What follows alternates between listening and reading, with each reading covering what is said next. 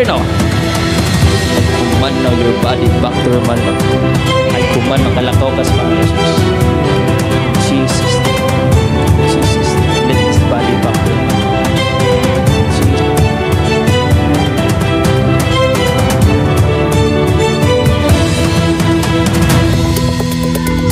Kagabi nga nag-healing si Pastor kay Abby.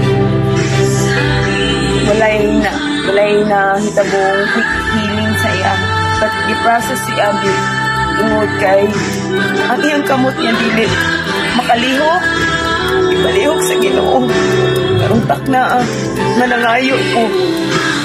This time makita ninyo si Abby ug usa gibag-o iyang kamot nga dili kalihok.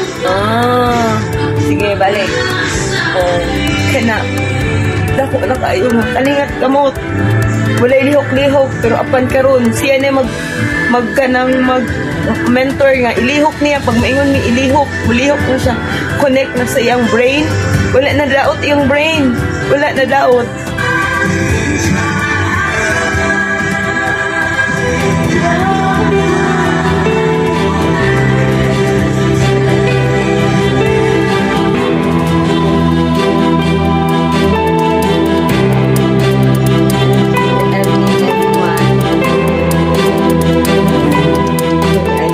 Catherine, mama ni Princess Abigail M. Lumanas, aka Warrior Abby. Gusto siya ka meningitis survival or aka Warrior. Si Abby dati dili pakalihok iyang kamot kina paralyze siya tungod sa sakit. Last January 27, 2023, 1 year na ani Agi. But thank God kay dako kayo ang iyang milagro nga gihatag kang Abby. Nakakita mi ni Pastor Ranjan through Facebook na ay nag-recommend sa ako nga friends ang kauban na mo sa mong church.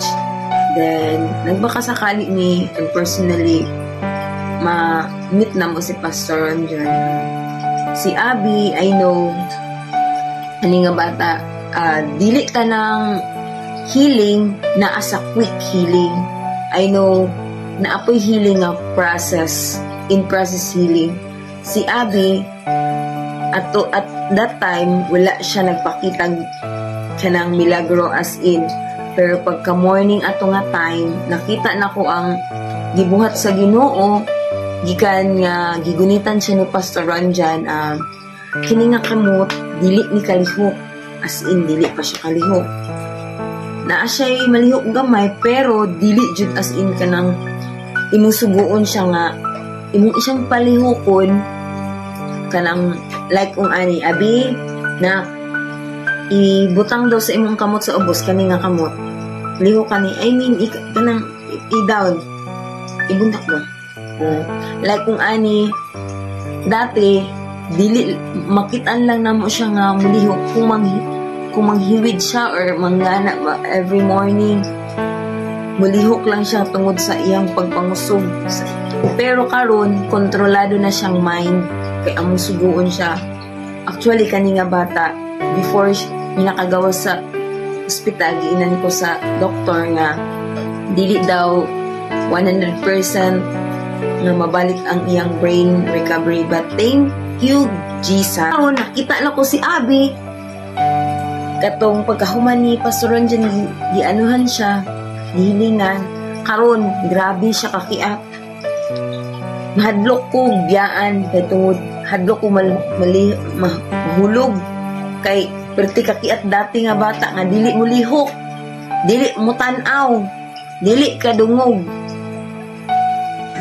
Karon perti nang kiata. Isa mi sa nagpamatuod sa gahom sa Ginoo nga kung mutuo ta niya, salig na to ang tanan niya, I know mamuhat si Jesus kanato. Muhatan.